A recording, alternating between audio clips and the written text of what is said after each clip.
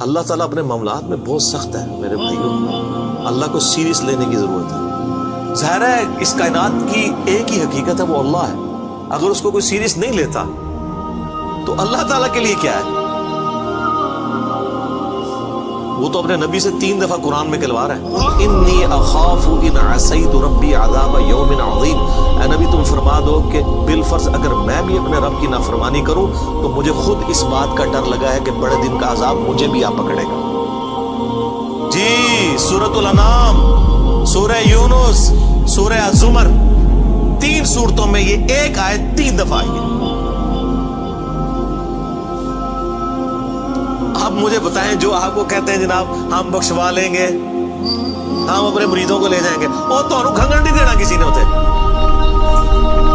تو یہ اس لیے کہ نہ انہوں نے خود قرآن پڑھا ہوا ہے اور نہ آپ کو پڑھنے دیں گے۔ سبسکرائب کیجئے ہمارے چینل اور دبائیے بیل کا آئیکن تاکہ آپ کو ریگولر نوٹیفیکیشن اپڈیٹس مل سکے۔